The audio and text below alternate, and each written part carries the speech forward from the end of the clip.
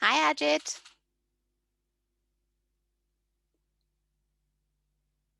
Hello, Ajit. Hello, hi. Hello. How are you Hi, today? I'm good. How are you doing? Very good, yes. So today we have our listening lesson, Ajit. Uh, And what did you say is your least favorite listening task? uh, Do you have a least let, favorite?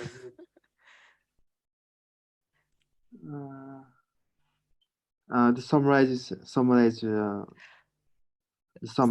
spoken text. Oh no, what is Yes. that? Summarize Yeah. written text. Summarize spoken That text. one. Yes. Yeah, summarize Okay. spoken text. Yeah, that is a difficult one, but we're not doing Yeah. that today. So we will be doing Okay. that in the coming weeks. Maybe I'll do that one next week. But yes, today we're going to do listening fill in the blanks. So yes, we're going to do, as usual, just a little overview of what our lesson includes. So fill in the blanks, our introduction to PTE listening, fill in the blanks, and then learn how to approach the task. And we're going to do some word families practice as part of our lesson today to get us ready for doing some mock prompts and then any feedback or questions that you might have. So let's get straight into it. So as you know, I'll not spend too long on this since we do this every week, but here we have the time structure allowed for the listening test, so 45 to 57 minutes, and all the different tasks that we have. And then fill in the blanks, you usually get about 2 to 3 of the fill in the blanks question.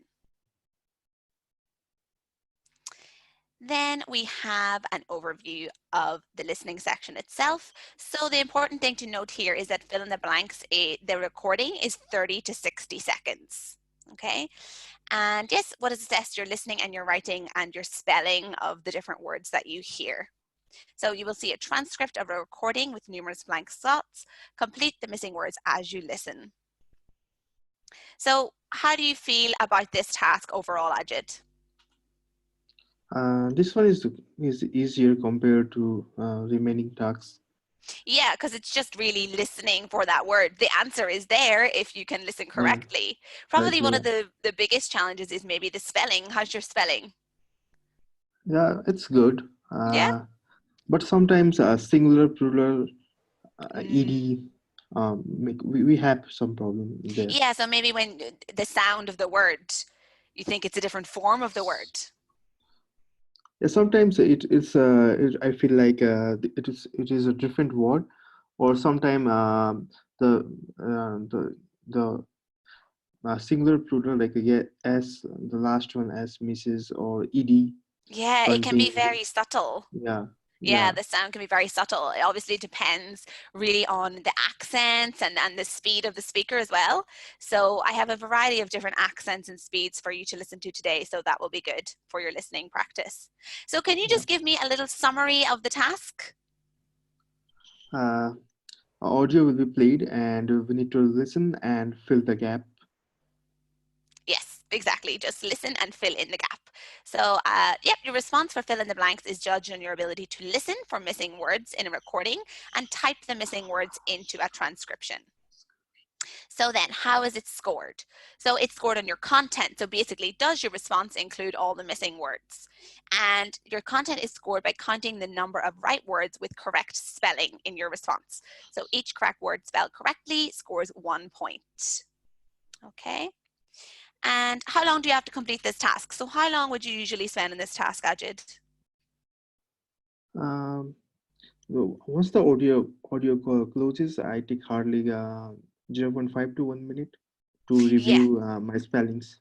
exactly. Yeah. So like 30 to 60 seconds. Yes. So 2 minutes, that's exactly what I have said. So 30 to 60 seconds, of course, depending on the length of the prompt, and then 30 to 60 seconds to answer it. Yes, so to make sure that you fill in the correct word and with your spelling and everything like you say. And how many of these prompts will I have to complete? 3 to 4, I think. Yeah, 2 to 3. 2 to 3. Yeah, very good. Okay, so what is usually the method that you use then, Ajid, in relation to fill in the blanks? Do you have any particular method that you apply? What do you do in the 7 seconds before the prompt begins? Um, I read the text to get the gist, Mm-hmm. and then start listening to the audio. Yes, exactly. That's perfect. Yeah. So 7 seconds, it's not too bad. It could be shorter. Some tasks only 5 seconds. So yeah, 7 seconds is not bad to basically, like you say, skim the text to get an overall gist. And yes, look for those content words or those nouns, proper nouns or verbs that are repeated in the text and will give you a really good idea of the overall gist and the main ideas. Excellent. So yeah, that's all you can really do before the listening. And let's go then to during listening. So what's your approach during listening, Ajid? Uh, just to emphasis on the gaps, where the gaps is, so I would emphasis in on that point, so that I can listen this what the speaker is saying clearly.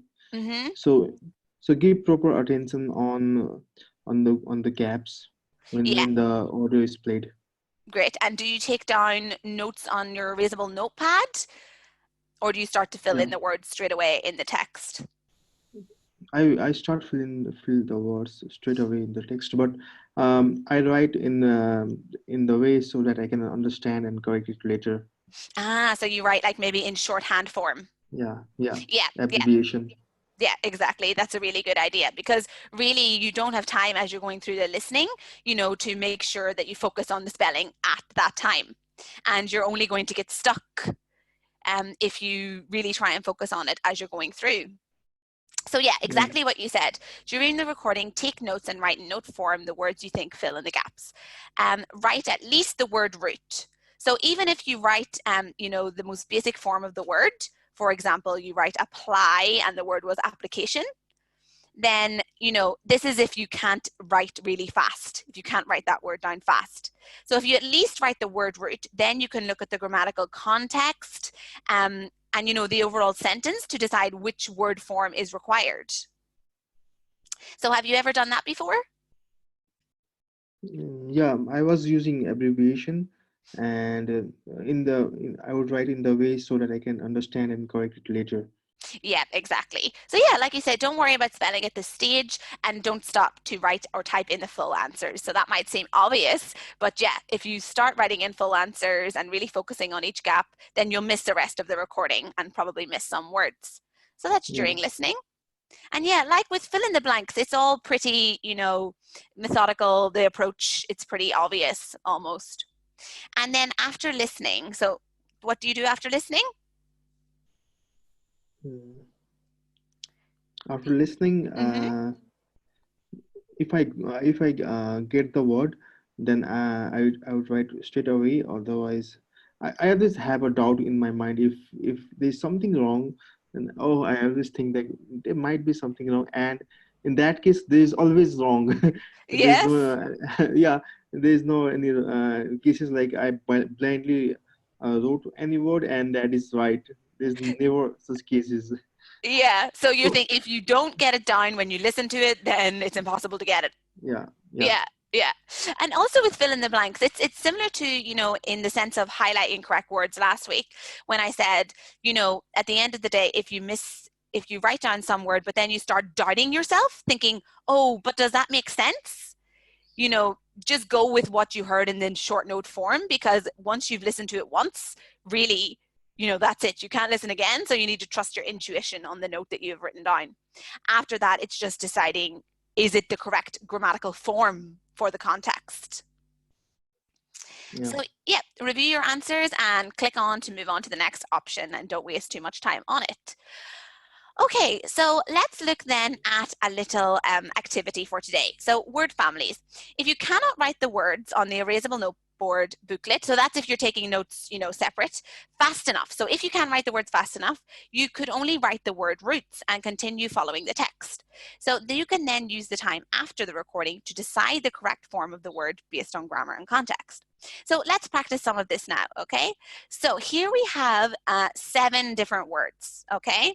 I'm going to tell you, like, can you please write the verb form or the noun form or the adjective form?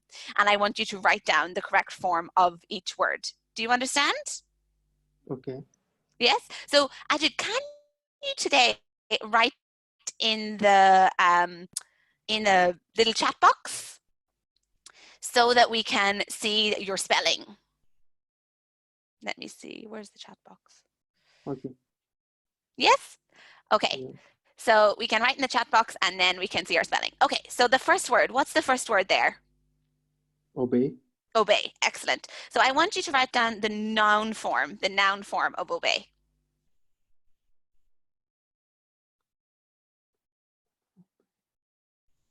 The noun form of obey. Noun form.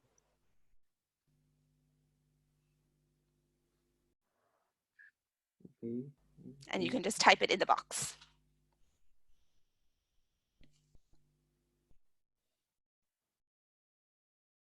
I don't know.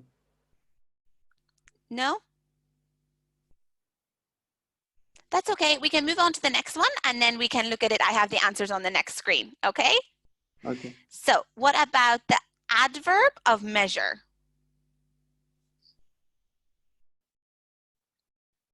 Measurable. Is that an adjective or an adverb?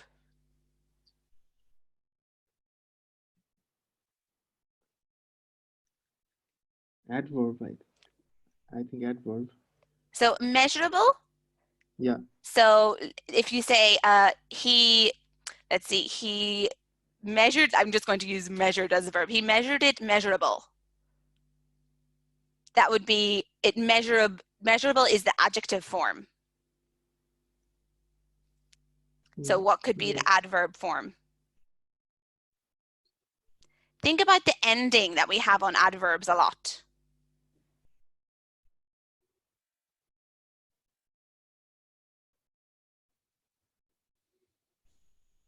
What kind of ending do we have on adverbs? ly. Yeah, yeah. So how would you? Exactly, measurably. Okay, so Okay. let's look at the next one, provoke. So what is the adjective of provoke?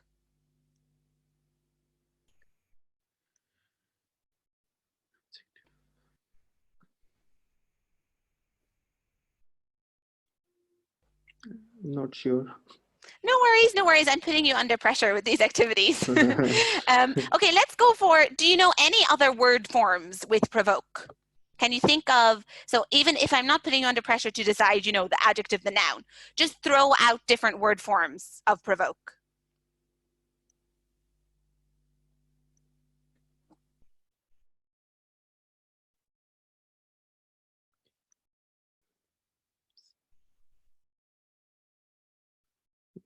I'm not sure.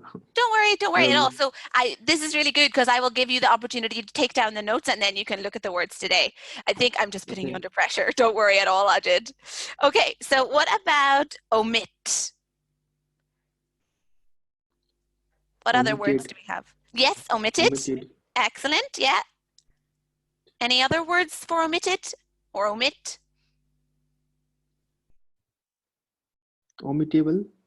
Omittable? Yeah. What else? What about the noun? Nothing. So maybe there was a blank on behalf of the receptionist. So she left out something. There was a blank on behalf of the receptionist.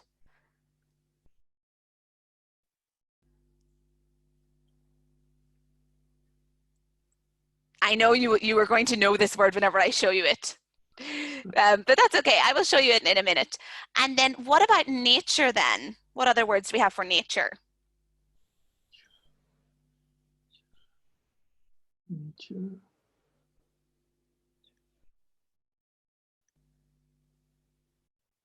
Natural. Exactly, natural. And then the adverb form? Naturally. Yes, naturally. And then the verb is actually, so nature is the noun. And then we have a verb form as well, but it's not very commonly used, to be honest. So I will just show you that one, unless you know. No. I No, don't that's know. okay. It's not overly used. I mean, I would never use the verb form of nature like in daily practice. And then what about gene? Any other ideas for gene?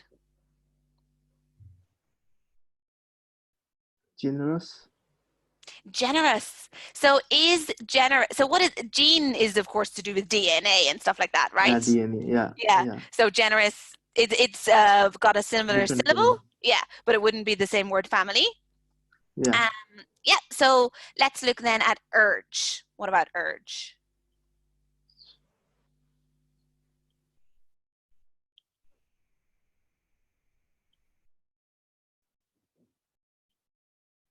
not sure. No? What if No. I said that something was the adjective? So I had to do something, really within a short space of time and the task needed to be done. What could I say it was? The task. Urgently. Yes, urgently is the adverb. And then what's the adjective? Urgent. Urgent. Yeah, urgent, urgently. Any idea of the noun? Because I know you will know this word. The noun for urge? No, let's just go straight Not through. sure. We'll go straight Okay. through. Okay, so let's look now. And this will be really interesting because I reckon you'll know a lot of these words. It was just under pressure. Okay, so let's look at them now. So here we have obey. Okay, so what's the first word there? Obedience. Obedience. Yes. And that Obedience. is the noun. Okay, so obedience. Then we have obedient and Obedient. obediently. Obediently. Yeah. So we have our adjective and then our adverb. Obedience, obedient, obediently. Okay. And you know all of those words. So Yeah. yeah, exactly. It was a difficult task. Sorry. Okay. So let's go then into measure. Measurement. Yeah. Yeah. Measurement is Measurable. the noun. Noun. Yeah. And then measurable, the adjective, and measurably, the Adjective. adverb. Okay. So then we had provoke. Provocation. Provocate. Provocation. I have heard. Yes. Provocatively. No, I haven't Not so used this one. much. Yeah. No. Yes. So let's Provocative. just practice the pronunciation. Yeah. Provocation, Provocation.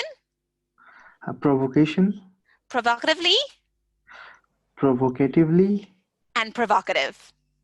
Provocative. Yeah. And then it's whenever we say it in the verb form, to provoke. To Yes. provoke. Yeah. Yes. So yeah. So you notice it's a different sound there with the K and the C whenever we turn it into a noun or an adjective or an adverb. Provoke, provocation. Yeah. Okay, so yeah, those are all words then that you can note down in your new words if you haven't seen provocatively. And then we have omission. I was like, oh, he knows this one. So omission, yeah. So, like I said, the secretary made an omission in her task. She left out something. Omitted. What kind of word is omitted? Omitted. Yeah, do you think it's... So omitted... Adjective. Yeah, adjective, yeah. Of course, yeah, it'd be the past tense form of omit also, but yeah, it's an adjective. And then omissive. What kind of word is omissive? Omissive. So this is a trick question. Adverb. No, it's a trick question No. because it's also an adjective. Adjective, yeah. Yeah, it's also an adjective. So there's different adjective forms depending on the context there for that one. And then nature. Natural, we got this naturally, and then naturalize. So yeah, have you seen that verb form before, naturalize? Yeah, I have seen that. Yeah, it's not overly common, like it's not a verb, I would use on a daily basis, but of course we are studying academic vocabulary. Yes, so then, yeah, it can be used for, for example, to grant citizenship, we use it, to naturalize, or to make something natural, or to acclimatize to something. Yeah. And then urge. Urgency. Yes. Yeah. So is urgency is the common word, yeah. That's the common word. And is it the noun or the adjective?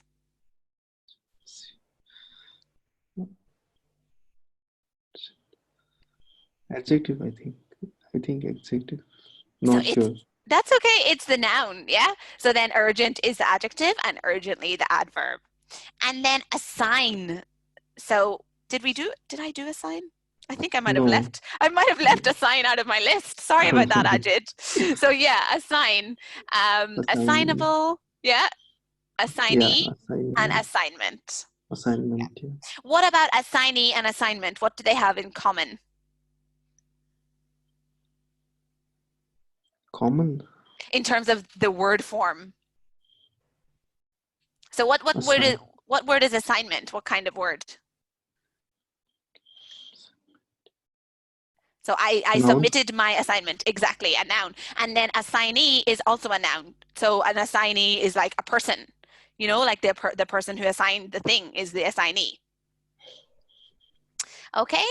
And then the last one was gene. So this was a difficult one. Yes, because it's it's scientific. So how would you pronounce these words, Ajit? Uh, Genealogist.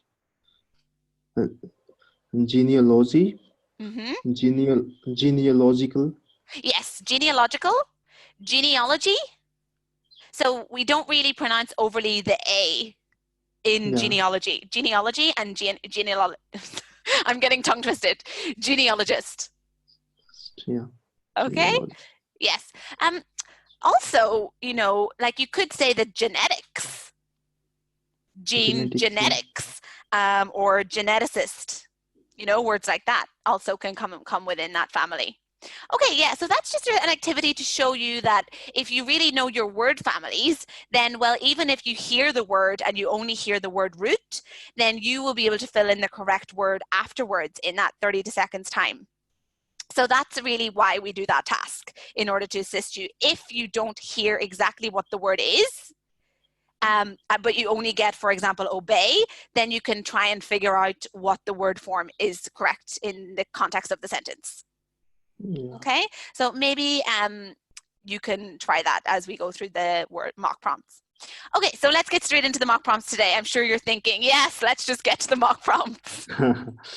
Okay, so first of all, I'll give you 7 seconds to skim for the text for the gist, okay? Okay.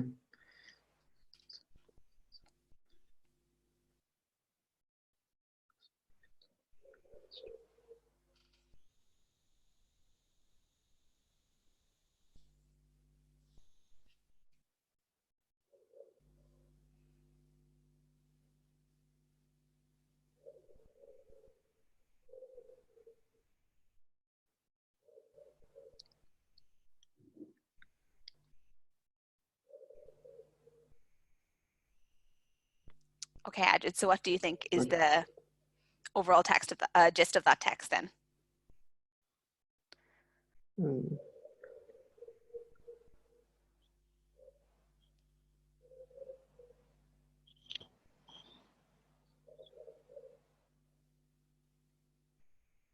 Labor.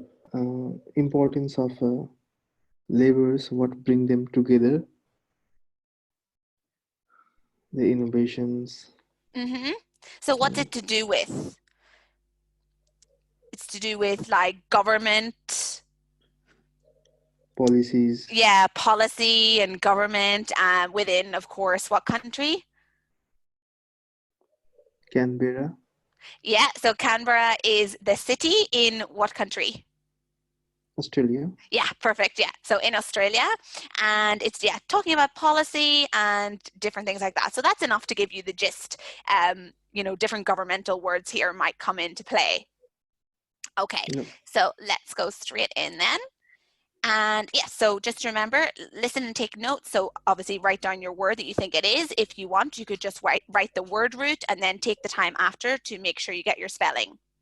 Okay. Okay, so if you want, Ajit, it might be a good idea to actually write your notes or write the words that you think it is, your first, you know, your first, I've lost my word here, your first try at getting the words into the chat box. So then I can Okay. see what kind of words you write for your notes, and then after you can have another opportunity to fix up the spelling, things like that. Okay, so maybe just take your Okay. notes in the chat box and move that, obviously. Okay, so I'm going to play it now. Are you ready?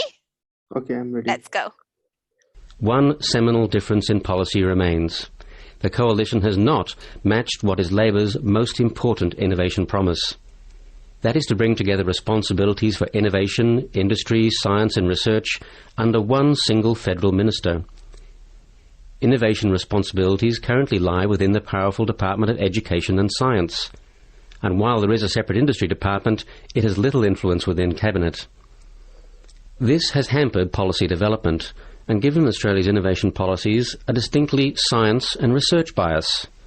It is the scientists, rather than the engineers, who call the tune in innovation policy in Canberra. So it's no surprise our policies are all about boosting government-funded research and later commercialising their results.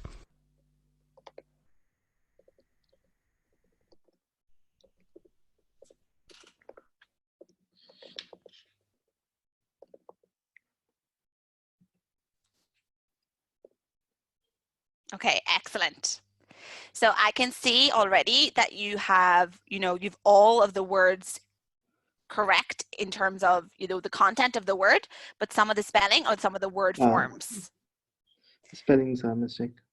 Separate spelling is a mistake. Okay, so now leave that list there and then go through it again and see how you would change these based on your reading of the text.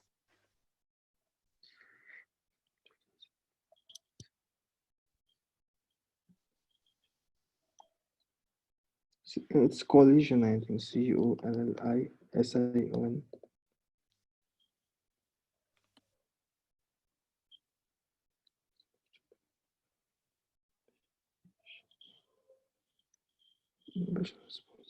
Currently is a separate.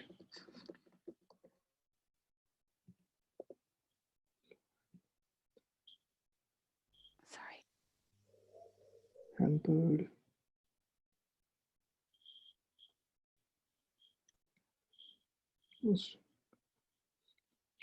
Yeah, that's it.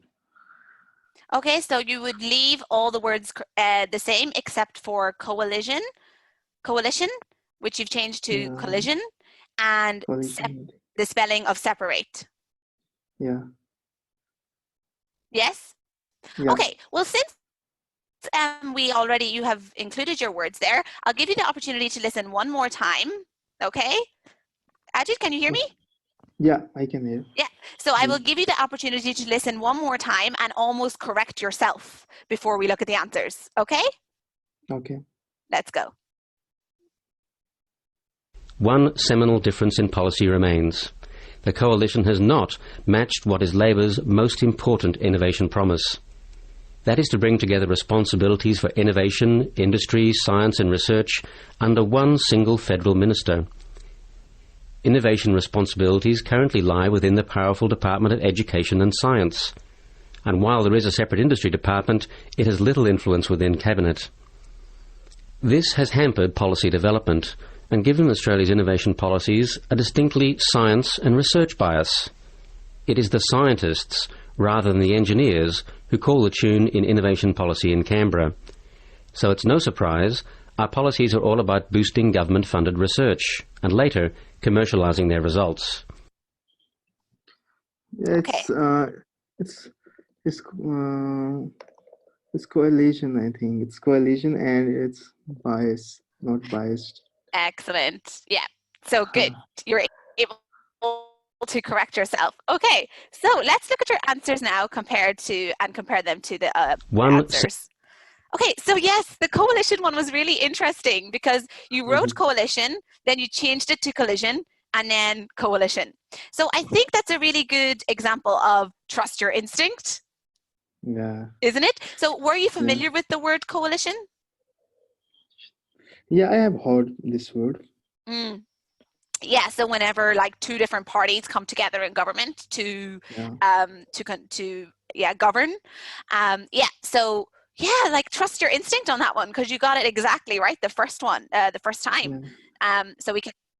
Oh, no. One seminal difference in policy remains.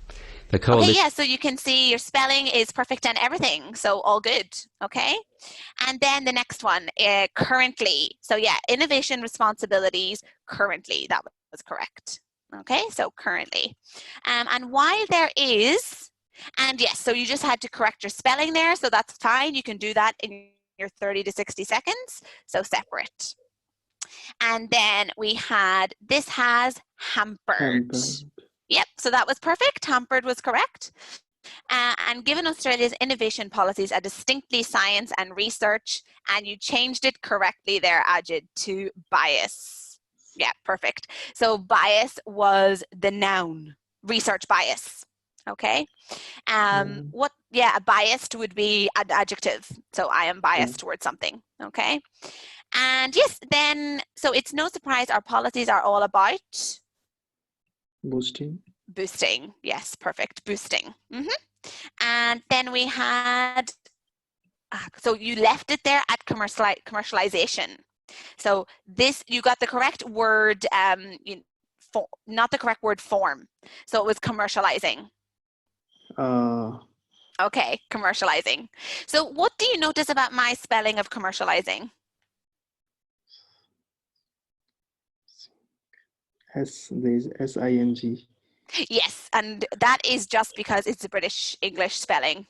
And do you write in American English spelling? Yeah. Yes, I noticed. So that's fine. Of course, that is absolutely fine, as long as you're consistent with your spelling. So if you're writing in American English, always write in American English. If you're writing in British, always write in British. So yeah, that's totally fine. But yes, I always write British English. It's what I know. Okay, so what do you think about that first mock prompt then, Ajit? You did really well.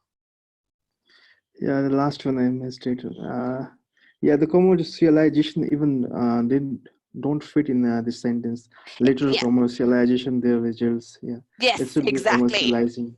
Yes, so it was like a verb form. Yeah, I should have reviewed that. Yeah, so if you had taken the time to review that, you probably would have caught that mistake. Yeah. Yes, based on the context and the grammar. But yeah, I think we learned some really interesting things from that. You know, the fact that, what was I going to say? Oh yes, just trusting your instinct and just making sure that you go through and checking that the word form that you have written actually matches the context of the sentence. Yeah. Okay, so let's go through then to our next mock prompt. Okay, so would you like to read through this and check for the gist? Okay.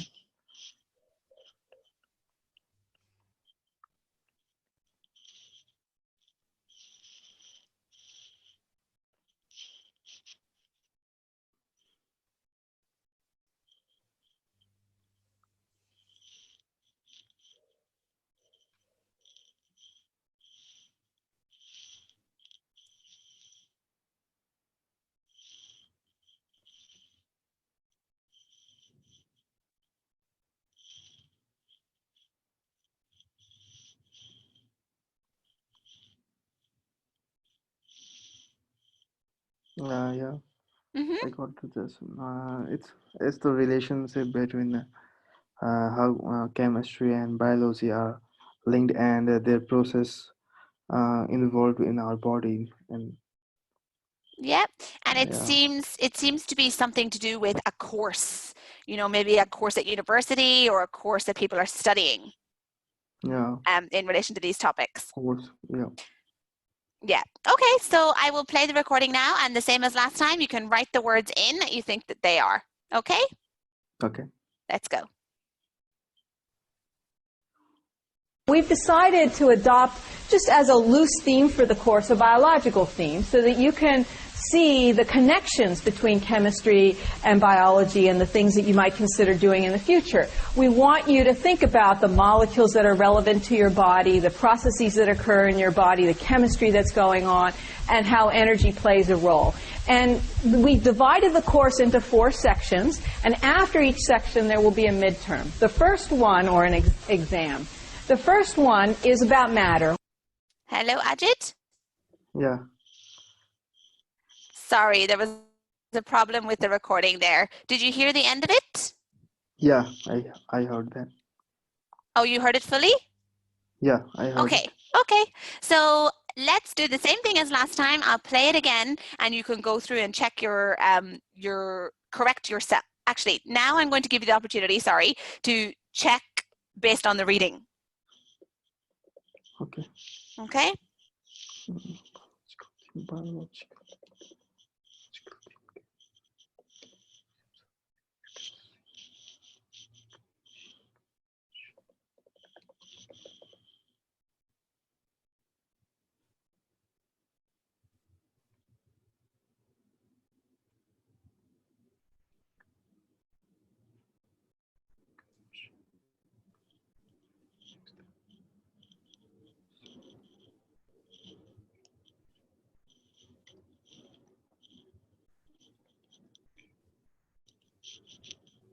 Yeah, what do you want to?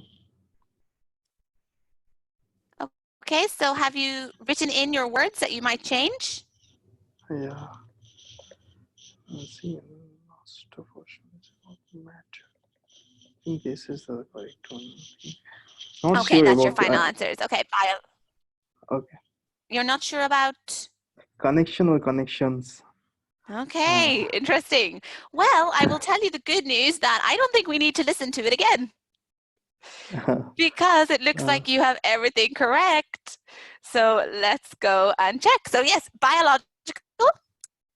So you got that one. And, you know, another good example of how you even doesn't even look, it's not even a spelling mistake, just a typo or whatever. So yes, biological. Then the next one is connections. So let's see. Yes, connections with an S. Happy with that? Yeah. Yeah, that's really good. And we want you to think about the, Molecules. how do you pronounce that word? Molecules. Yeah, Molecules. molecules. Very good. And then the next one, that's going on and how energy plays a role. Perfect. And the last one, the first one is about matter. Matter. Wonderful. Yay, really good job there with that mock prompt. Okay, so and even like you said at the beginning, sometimes it's the problem is with your plural or singular, and you got that one correct. So I'm sure you're proud of yourself. Yeah, Okay. just thought of reviewing and making in the paragraph. So last time I didn't did that. I didn't review the last one. It was like ing. Yes. This time I was more careful. Yes, you were like, I really want to make sure that I, you know, correct those mistakes. Yeah. Yeah. Very good. Okay. So let me We've go through to the decided next to mock adopt. prompt then. So let's have a read through for the overall gist.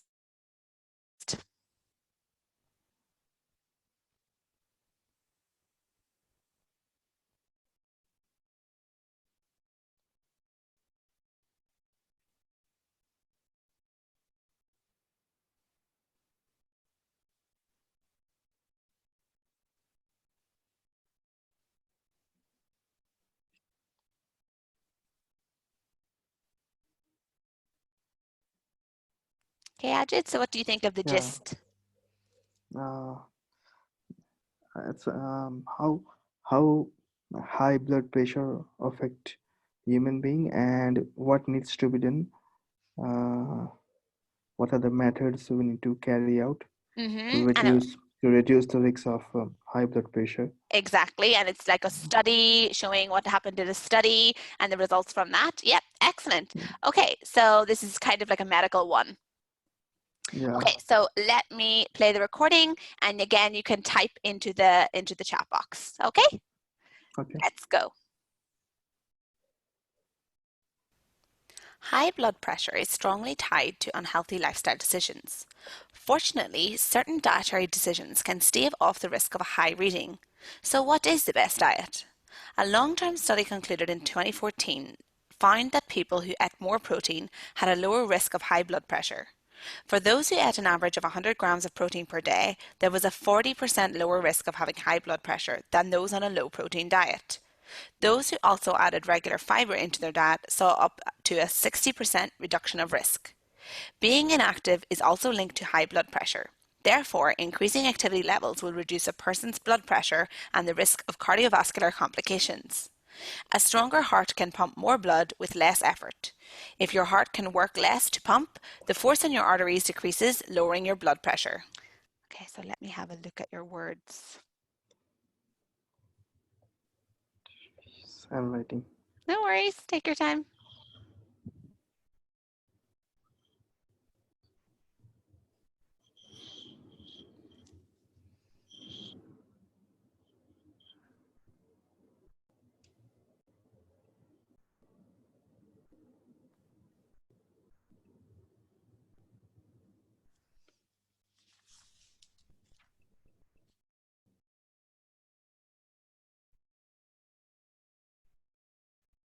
Okay, so here we have your words. So yep, strongly dietary, fiber, cardiovascular, and arteries. Okay, again, we don't need to listen again. So let's go through. High blood pressure is strongly tied to unhealthy lifestyle decisions. Okay, sorry. Okay, yes, so strongly. Yep, you got that one. High blood pressure is strongly tied. So what kind of word is strongly? Adverb. Perfect, yeah, an adverb. Fortunately, certain dietary, yes, so that was correct. Dietary decisions can stave off the risk of a high reading. What kind of word is dietary? Adjective, I think. Yeah, Adjective. exactly. So it's much easier as well when you can actually see it in the context of the sentence, isn't it? So yeah, because decisions is of course a noun, so then you can describe the noun with the adjective dietary. Okay, and those who also added regular fiber. So what do you notice about this? Spelling mistake. No, actually, fiber is British English, and I believe in American English they spell fiber ER. Oh. Yes. So of course I never spell it like that because I'm just used to it with FIBRE. But I noticed on my computer earlier today it was asking me to change it to fiber with an ER. And of course I was shouting at my computer, no, what are you talking about? That's not right. But yeah, American English a lot of the time they maybe ignore the RE and use ER instead. You know, they like to change it about. And that comes about a lot as well with center. You know, sometimes you see center ER or RE. Yeah. Yeah. Okay. So of course, if you are using, you know, your American English, that is fine. Okay. So yeah, fiber. And what kind of word is fiber? Noun. Yeah, noun. Exactly. Being inactive is also linked to high blood pressure. Therefore, increasing activity levels will reduce a person's blood pressure and the risk of. Can you pronounce the word? Cardiovascular. Perfect. Yeah. Cardiovascular. Okay. So yeah, cardiovascular. Great. That was really good that you got that and the correct spelling. That's excellent. Yeah, correct spelling. Wonderful. Cardiovascular. What kind of word's that? Adjective. Yes, exactly, because you can see complications of the noun. So yeah, cardiovascular is an adjective. A stronger heart can pump more blood with less effort. If your heart can work less to pump, the force on your, and I believe you got this correct as well? Yes, your arteries. Yeah, wonderful. Your arteries decreases, lowering your blood pressure. Great. So yeah, excellent there with these tasks. I think that you're listening for these words is really, really good. And especially with that one, well, that was the first attempt that you had at those words, wasn't it? Yeah. Yeah, so that time you didn't even need to like go back. So you would have got that task done in quite a short space of time. Yeah, and of course, what kind of word is arteries? Arteries. Adjective. Is it an adjective? Yeah, or your arteries. So I have arteries. Arteries. Noun. Yeah, noun. Okay, so let's go straight through then and do mock prompt 4, which happens to be our final mock prompt. Okay. So let's look at the overall gist of this text.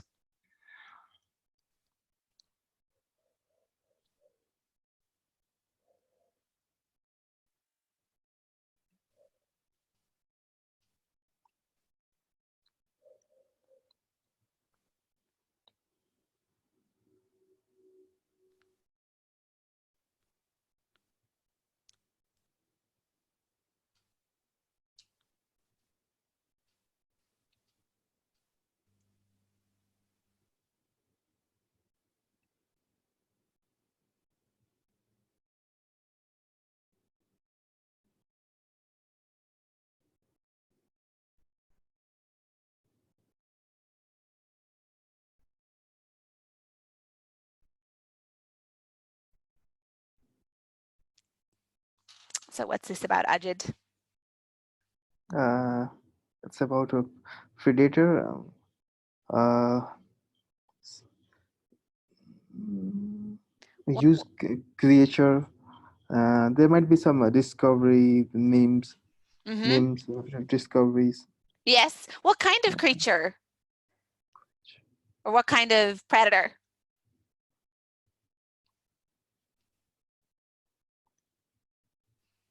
It's largest ever. So I'm just testing you here because obviously you wouldn't have time to do all this in the exam, but the word is actually written in the text of as to what kind of, I guess you could say, Yeah, animal. what is the what's the pronunciation? I don't know. Pronunciation? Dinosaur. Dinosaur? Is that what you were thinking? Yeah. Yeah, a carnivorous dinosaur, as you can see here. Yeah. So how would you pronounce that word? Carnivorous dinosaur. Dinosaur.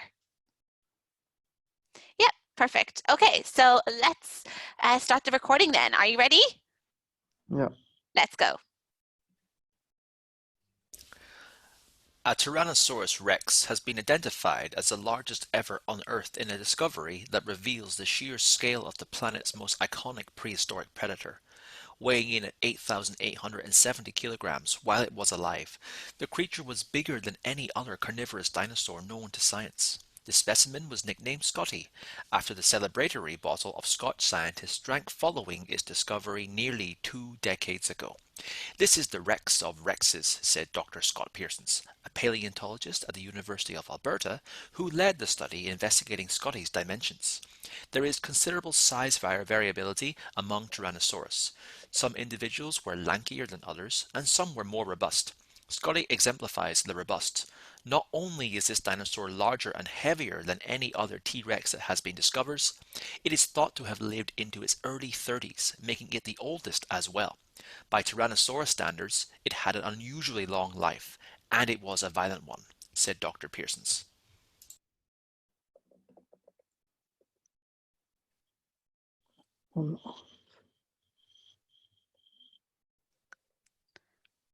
Okay, so have a look through and see, would you match your words in the reading text?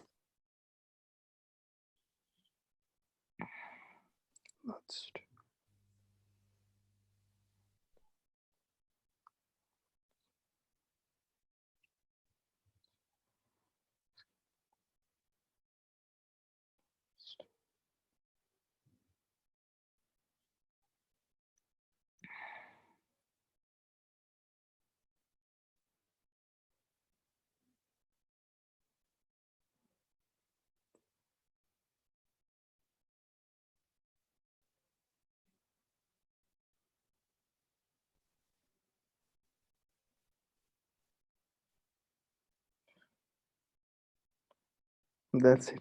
Okay, so did you change any words? No. No? Okay, so most of them are correct, but just because a couple of them are not, I'm going to play the recording again and see if you can listen even more carefully now that you have a good idea of the words. Okay? Let's play it one more time.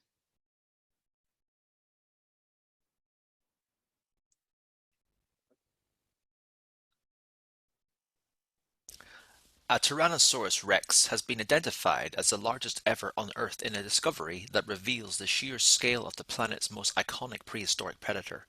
Weighing in at 8,870 kilograms while it was alive, the creature was bigger than any other carnivorous dinosaur known to science. The specimen was nicknamed Scotty, after the celebratory bottle of Scotch scientists drank following its discovery nearly 2 decades ago. This is the Rex of Rexes, said Dr. Scott Pearsons, a paleontologist at the University of Alberta who led the study investigating Scotty's dimensions. There is considerable size variability among Tyrannosaurus. Some individuals were lankier than others, and some were more robust. Scotty exemplifies the robust. Not only is this dinosaur larger and heavier than any other T-Rex that has been discovered, it is thought to have lived into its early 30s, making it the oldest as well. By Tyrannosaurus standards, it had an unusually long life, and it was a violent one, said Dr. Pearsons. So did you make any changes, Ajit? No, I think it's the same. No? Okay. I s- Okay, let's I go. s- Yes. okay. Yeah, we can go. We can move ahead. Are you sure? Did you want to make a point? Yeah. I'm confused in priest, predator. Mm-hmm. The second one. Yes. So you couldn't hear. I think that as I was listening to this recording, I listened in particular to the ones which you have gotten incorrect. And the tone of the speaker, who is of course Scott, it's very low. And he doesn't stress those words. So I do think that the words that you have got incorrect, it is actually quite difficult to make them out because his overall tone is very low and he doesn't overly stress the words. So it really makes your listening, you have to listen in even more carefully. Okay. So let's look at it then, okay? Look at the answers. So the first one was unearthed. On Earth. Oh. Unearthed. So are you familiar with this word? On Earth, yeah. On Earth. Yeah, so like dug up or found.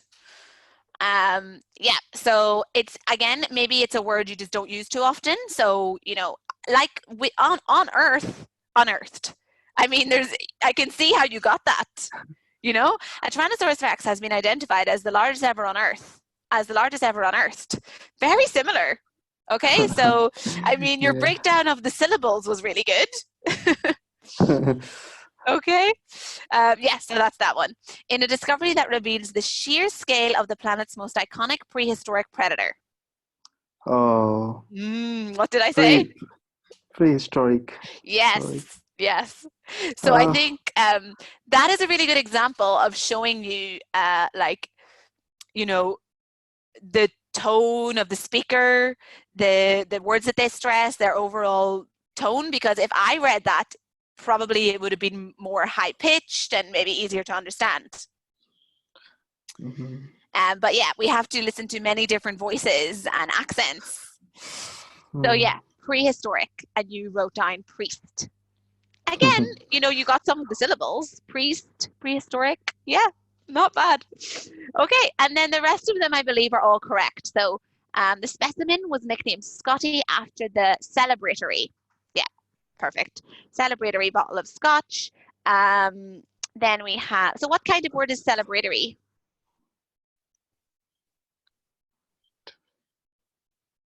To the celebratory bottle of scotch. So adjective? Yeah, adjective. Yeah, so we're describing the bottle of scotch as celebratory. Yeah. Okay, so University of Alberta, who led the study investigating Scotty's, yeah, what did you write? Sorry, I got my chat box. Dimensions. Yep, perfect. Okay, so that was dimensions. Yep, all good. And then you had, not only is this dinosaur larger and heavier, yeah, perfect. By Tyrannosaurus standards, it has an unusually long life, and it was a violent one. Yeah, perfect. So just those first two, and yeah, I kind of understand why, just based on the overall tone of the speaker. So what do you think was the problem? Now I want to listen once again, and I want to make it clear that it was prehistoric or priest. Okay, let's listen to it again then. Okay. Okay, let's listen to it again. Ready? Okay. Let's go. A Tyrannosaurus rex has been identified as the largest ever unearthed in a discovery that reveals the sheer scale of the planet's most iconic prehistoric predator. Yeah, weighing I can hear that. 8,870 kilograms while it was alive. Okay, so did you hear it now? Yeah, I can hear it now. Yeah, prehistoric and unearthed. But as I say, they're not overly stressed. He doesn't really stress those two words in the sentence. So I can understand how you could easily misinterpret them. Okay, great. But overall, I think you did really well with fill in the blanks, and you got 4 out of 6 there, so not bad. And your spelling is really good. You don't seem to have any issue with spelling. So that's excellent. Okay, so let's just go through then and look at just some tips to leave you with today, and then we'll just see if you have any questions or any feedback for us, okay? Okay. So I'm going to exit the chat box here. Now, so yeah, it's just all about using the 7 seconds before the recording wisely, skim the passage and get a good gist of the topic, a good main idea of what the recording is about. So then read along with the listening and take shorthand notes. Yeah, so just take down the word. I think that's what you do. Just take down the word in the quickest form that you can. An incorrectly spelled word result in incorrect answer, so make sure you get your spelling correct and do not leave any question unanswered. If unsure, make a guess. Yeah, so you might as well make a guess with this task. It's not like there's any negative marking or anything. And practice listening to academic material and build up your bank of vocabulary, focusing on word families and their grammatical context. Yeah, so I know that you do this already. You're always trying to read and listen to academic material and then add to your bank of vocabulary. Don't you, Ajit? Yeah, Yeah, I you're often doing that. try. Yeah, you're doing that already. Okay, wonderful. So let's just have a look then at our feedback for today. So do you have any questions overall with fill in the blanks? Oh, sorry. With fill in the blanks. Any more questions? No, I'm good. No, you're happy with that? And how do you feel Yeah, about your performance today? I feel good, but I need to practice more to listen to different people, different accent. I Mm-hmm. need to do more practice on that.